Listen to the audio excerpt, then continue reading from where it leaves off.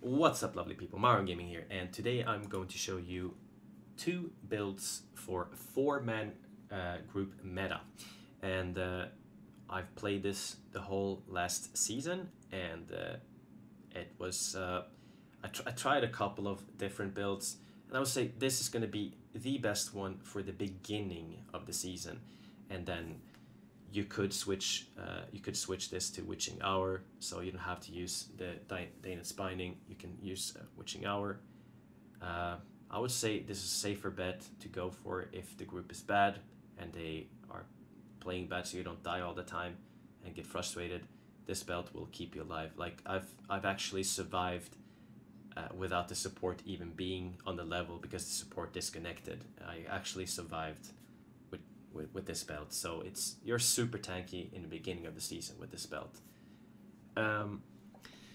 So for the gear, side to cycle, make sure that secondary is like 390%, so 390%, 385, 388.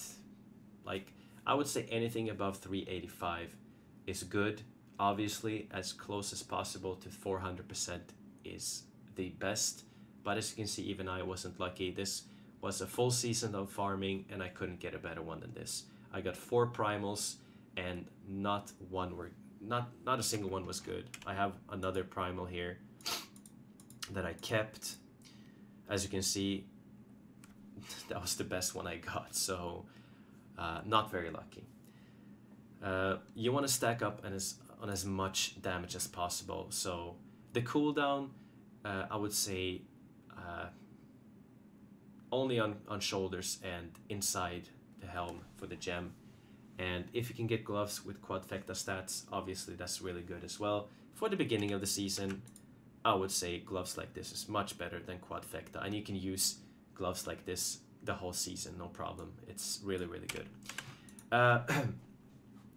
So the whole idea of popping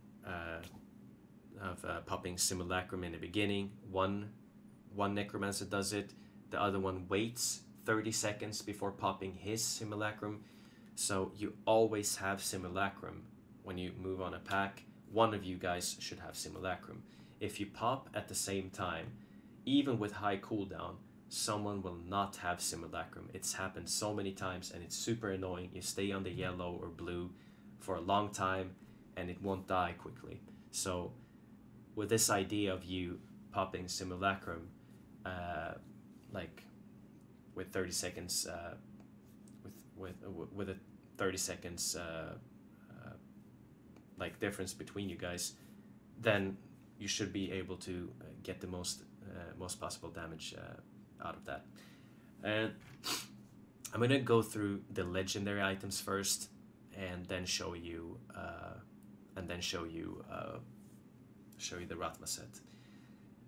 Lost Time is, in my opinion, the best offhand. It really doesn't matter though, because you are not going to run so much, so it's just a nice bonus. The other one does not give you anything for this build, so I would say if you get a really good Lost Time, that's good. The stats on this is good as well. The better option is if you don't get cooldown and get elite damage on it instead. So yeah, cooldown is the second best option, I would say. This was the best one I got. I couldn't get one with elite damage on, so I had to do with this one. It's not bad, so I'm not gonna complain. I got it, I don't know exactly when it was, but fairly, I'd say mid-season, so it took some time to get this one. For your rings, it really doesn't matter which ring you have in cube or on yourself. Just make sure that if it's Crispin's, that it's like 95% plus, and the same with COE, like 100, 190, 195, around there when it comes to the secondary. You're gonna lose a little bit of damage, of course. If it's not, it's not the end of the world if you don't get that. But keep in mind that's quite important that those have to roll pretty well if you're gonna use them on you. Circle, it's not the end of the world if you get one with 3 seconds. As you can see here, it can roll from 2 to 4. You can always, for example, use extended servitude. It does not stack with a circle, just so you know, guys. It does not stack. It's been tested and it does not stack. I was a little bit unlucky on this ring roll here. I couldn't get a better one. This is obviously what you want on your convention of elements. So really good convention of elements here. So you want both rings to look like this, or you can have one ring to look like this as well if you're lucky. Where is it? So I can show you. There we go. There. Yeah, this is also really good as well. So you got a couple of different options to go with, but basically you want damage stats. So stats that you want: crit, and then attack speed or average damage. You decide. Go with what actually gives you the most. If you're unsure, you could calculate it as well. But I'm not so interested in that sort of stuff. I usually ask my viewers to help me with that. Sometimes I have some really good players helping me out and telling me like, hey, you should have attack speed on that ring, or average damage is going to give you more damage. So for the rings, I would go with damage stats and not cooldown. And then for your belt, this is obviously super important. And when you pop borrowed time here, as you can see, it will give you damage reduction. Like now you can see nothing happen when I popped it. Like you will see the damage reduction when you use the Crepify on enemies. It will proc the belt and it will stay for 30 seconds, as you can see here. So you will see that you are buffed. Your toughness will go up. You don't get any toughness from using metabolism. It eats your health, and it also gives you one more blood rush. So super good when you want to move around quickly on the map. And then we got this lovely bracer here. This obviously the build is not working without it. This is to give you resource every time a globe is picked up, and you want to pop your mages at over 90%, I would say. So 3 globes is enough to pop. Depending on how good your Reaper Serps are, they can roll from 25 to 30%, and depending on how good they are, you have to make a decision if you want to wait for the for globe number 4. So important stats on this is physical int and crit chance. Super important. For the belt, same like mine. Secondary resist physical is also good. If you get something with 50%, you most likely want to use that over anything else. So it's really important that the secondary is close to 50%. So I don't actually know if a 49% one is better than a 50% one, if the stats are worse on the 50% one, for example, no armor or so. I'm not sure, but I do know that it does matter a lot if you have a 46% one that is not very good, but it's going to be good enough for the beginning of the season at least. So for your amulet, damage stats, obviously physical, crit. If you have to choose between physical or crit chance, or crit damage or crit chance, you skip crit chance over physical or over crit damage. So crit damage and physical damage is more important on the amulet if you don't get a trifecta one. Obviously you want to try to go for a trifecta amulet. So whatever you do, guys, try to get a trifecta amulet when it comes to haunted visions. Really important for the build. It's a must. So you basically get your simulacrum to last for 30 seconds. So it basically doubles the amount of time, as you can see here. So super important for the build, a must. For the legendary gear, you can see here 3 pieces can roll with skeletal mage damage, and that's your boots, your offhand, and your helm. I would say on the helm as well, guys, if you have to choose between int vitality crit chance or int vitality and skeletal mage damage, I would go with skeletal mage damage over the crit chance on this one. So this is not additive damage, this is multiplicative damage, just so you guys know. And for like obviously, like if you get a non-ancient with the same stats as I have here, that's gonna also be really good, and you're gonna use it over an ancient one with int vitality, crit chance, or skeletal mage damage. So 2 items that you want to have cooldown on is your shoulders and your helm. You want to have a cooldown gem in there. Really important. While we're at it, you can see that I have glow bonus on this. Glow bonus is a really good stats. If you have the chance to roll glow bonus on your shoulders, do it. It's really good. I would rather do that than roll to physical damage reduction, because the glow bonus gives you like each time, let's say you have 2 pieces. So let's say you have 2 pieces with glow bonus. You can see here. Let's say you have 2 pieces, and for these 2 pieces, I'm sitting around like 71,000 health for just 1 globe. 71,000 more health per globe.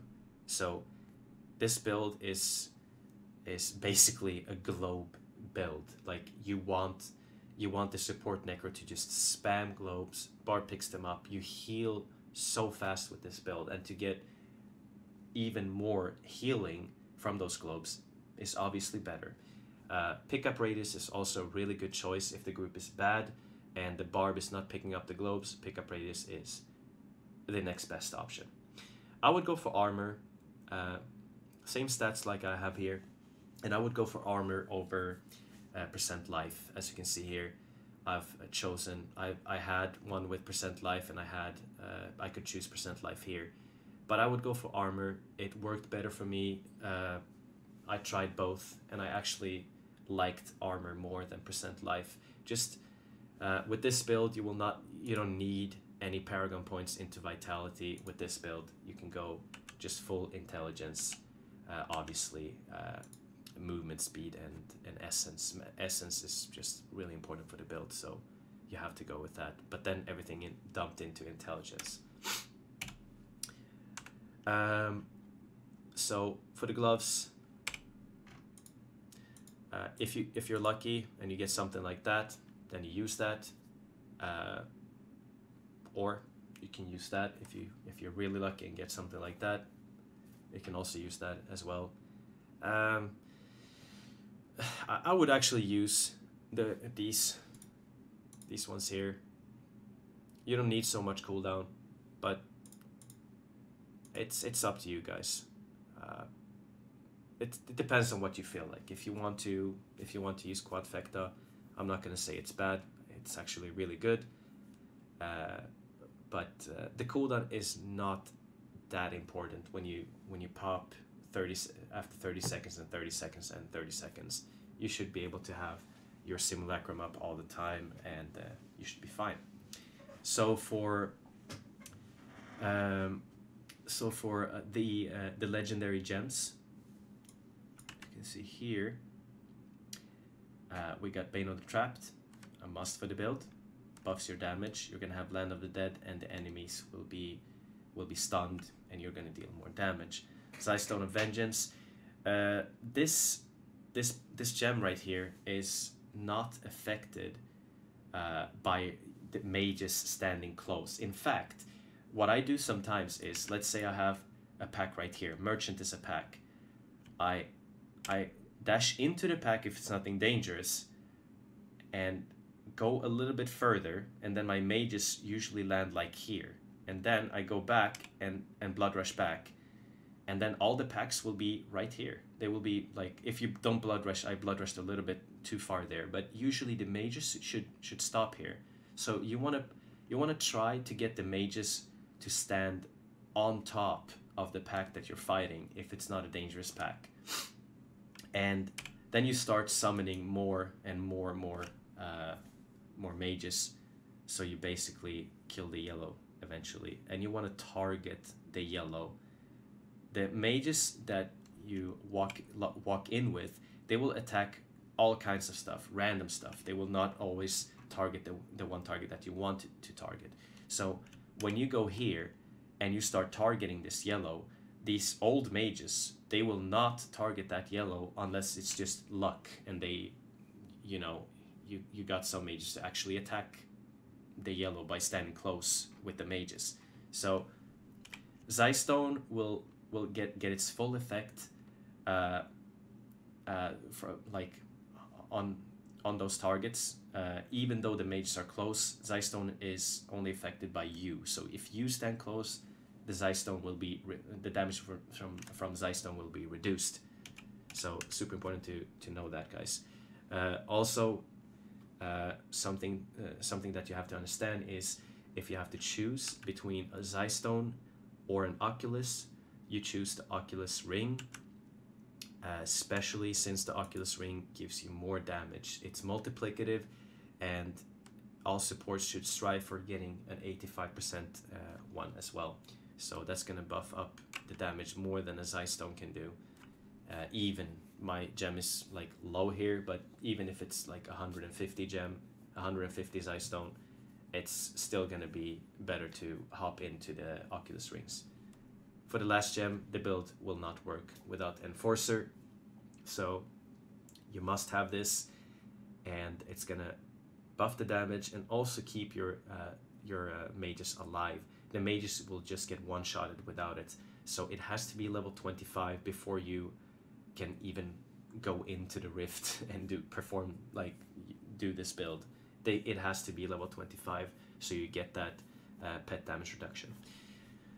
For the cube, when you use Relina's Shadowhook, Tasker and Theo, and Crispus Sentence, COE, or a Circle.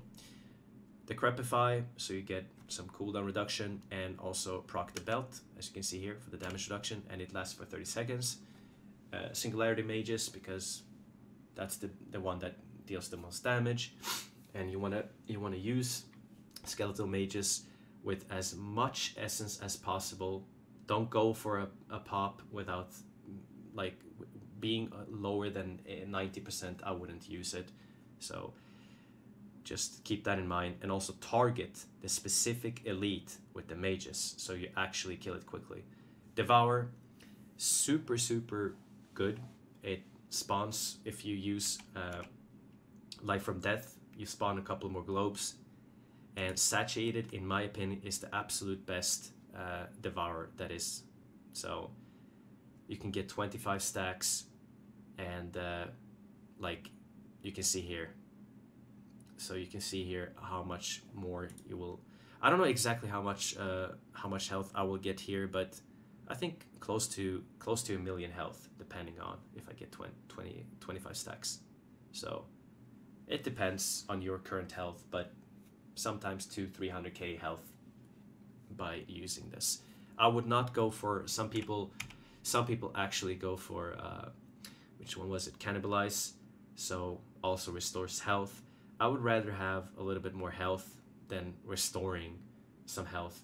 Like the globes is supposed to heal you, and not your Devour. I'd rather have some more health and be a little bit more tankier, preventing the one shots sometimes that can happen if you are close to a grotesque or another nasty mob. Simulacrum, like, basically doubles your damage, so you can see here, increases your essence. And then you got Blood Rush, giving you the metabolism, gives you 2 charges, so super effective. Also makes it so that you don't have to care about what offhand you have. Without using Blood Rush metabolism, you have to use Lost Time, and it's really difficult to get a good one. Also, even with the Lost Time, I would still use metabolism. Just think about that. If you are using Lost Time, you should use Bone Armor, Harvest of Anguish gives you movement speed, and on top of it, it stacks. It also stacks with the movement speed from last time, so you get a lot of movement speed from this. Blood is power, super good. It shouldn't be a problem to proc this fairly quickly into the rift. You can stand on some plagued sometimes a little bit to get this to proc quicker. But remember, the more you stand in Desecrator and the longer you stand in Desecrator and Plagued, stuff that people normally think as, this is pleb damage, it's not going to do anything to me, the faster your health will go down. I did that mistake sometimes. I stood and stuff like that and procced and died. So think about that when you risk, you will take damage anyways in the rift. So it's a little bit of practice when it comes to you actually going for those, going for some damage, you know, on purpose. Overwhelming essence, obviously, more essence, more damage for your skeletal mages. Here, this is a little bit flexible. Life from death, you can choose extended servitude if you have a really bad circle of Nayuls. It depends. I would go for life from death, but do what you want, guys. Here, either extended servitude or life from death, I would say. Last final service, this basically prevents you from getting one-shotted sometimes, especially early in the rift when you don't have your mages up, you don't have your stacks of satiated up with extra health. It's super easy to proc if you get a nasty pack with electrified. So keep that in mind. This is a must-have. These three are must-haves. So for the secondary resist, guys, go with whatever you want, but I would say the best is physical. Then it's either fire or lightning. So physical is by far the best. Grotesques are physical damage when they explode, and I mean, if you've ever played this build and you face grotesques, it's just AIDS. It's so annoying when they proc and you just die and die and die to that. You get so annoyed. So to prevent that a little bit, it helps to have a little bit of physical resist. So lightning is also good, but not as good as physical resist. So I'm going to show you here. I'm going to show you the belt proc in a rift here. I want to jump in here and get some globes. Didn't get any globes, but you can see here, that is my damage reduction when I got a couple of stacks of satiated. And look now when I use one burrow time. Look at the toughness. So you can see here, it goes up. So it stays for approximately 30 seconds. My satiated stacks, they disappeared, and now I only have the belt procced. So super good at the beginning of the season, and then you can switch to Witching Hour. I'm going to show you the other build quickly. It's very similar. There's not much of a difference. There's not much of a difference between them two. So here we go, swapping over. This build, you need to use Frozen Land instead of Burrowed Time, and Life from Death is a must this time. So you must use this. The rest is exactly the same. So as the other build, the only difference here is I'm using a Witching Hour and I'm using Land of the Dead. That's all. So nothing different there.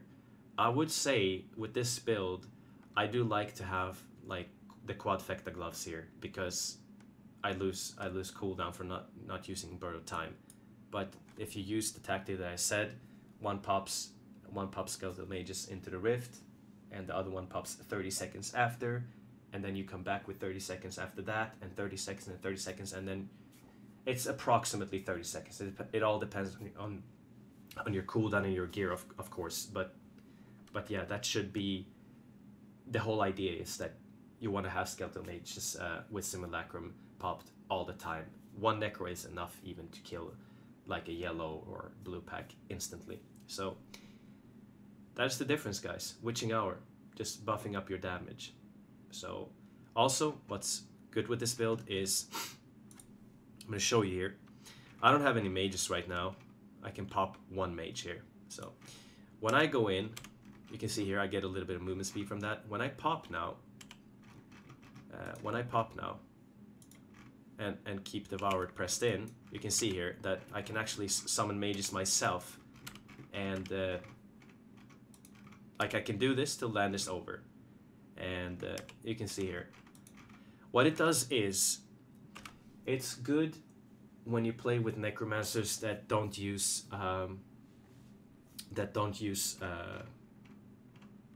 the command skeletons to give them the cooldown back faster, the frenzy one.